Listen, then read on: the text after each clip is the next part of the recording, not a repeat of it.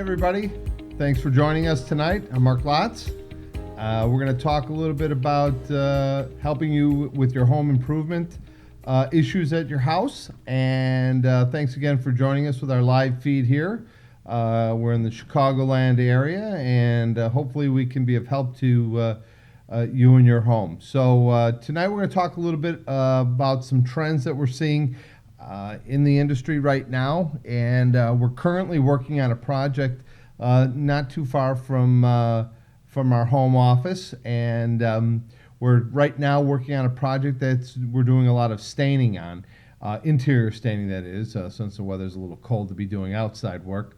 Right now, what we're seeing trend-wise, when we're working on inside, kitchen remodels, bathroom remodels, and things like that, we're really starting to see stain kind of on the comeback a little bit. A lot of homes today, your casework, millwork, or trim work, depending upon your verbiage, what everybody kind of defines it a little bit differently. But the millwork, like casing, baseboard, crown molding, for the most part, for the last 15 years, has really been on an upward trend, or kind of real consistent trend of being painted.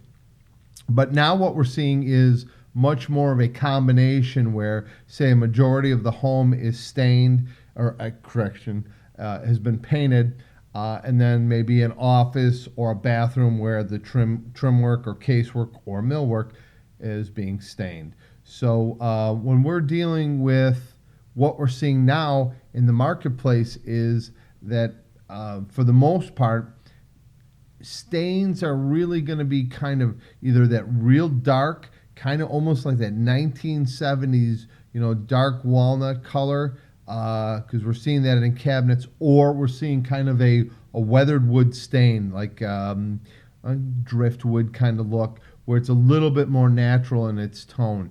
And we're seeing a lot of that now kind of working its way through the marketplace, and looks really nice. We're seeing a lot of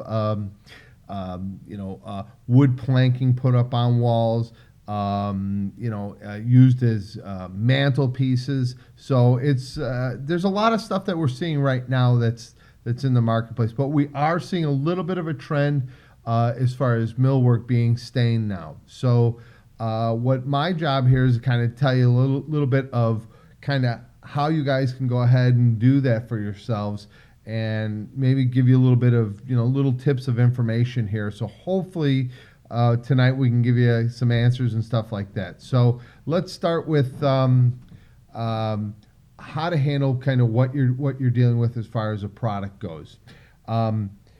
There's two really general types of stains that are out there for interior trim work. There's water-based and oil-based stains.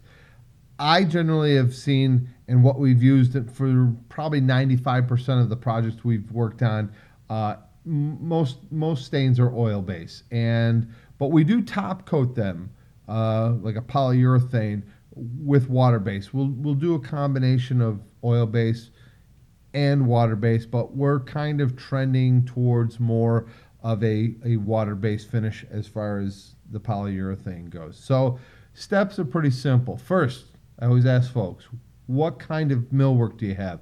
Is it pine, poplar, cherry, fir, or is it, say, oak?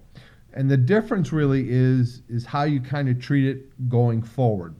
So if you're talking softer woods, such as pines, poplar, maple, birch, what we generally recommend is using a wood conditioner on the product, on the wood that is, prior to staining it. So you apply it with brush or rag.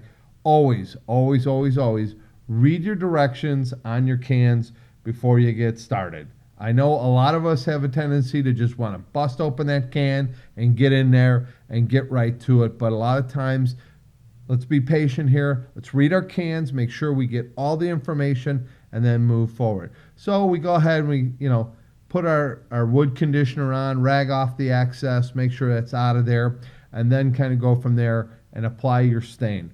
Brush or rag, there again, let it set on, wipe off excess, and for the most part, you can kind of see the stains start to darken.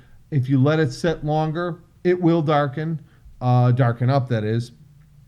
If you want it a little bit lighter, wipe off the excess a little bit sooner. After that, then go ahead and apply your sanding sealer or a couple coats of water-based polyurethane.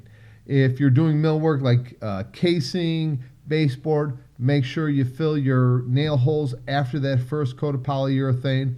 Sand between coats. That'll give it a nice smooth finish, and eventually you'll pretty much have your project pretty well wrapped up. So what we're going to see here is this is what we're seeing, and this is kind of how you go about applying a stain to your wood. Now, I know it's not overly technical, but if you do have questions, reach out to us. We just want to get out some real basic information, hopefully get it in your hands, kind of tell you what we're seeing out in the marketplace. I want to thank you again for joining us. My name is Mark, and this is with Discovering Your Home.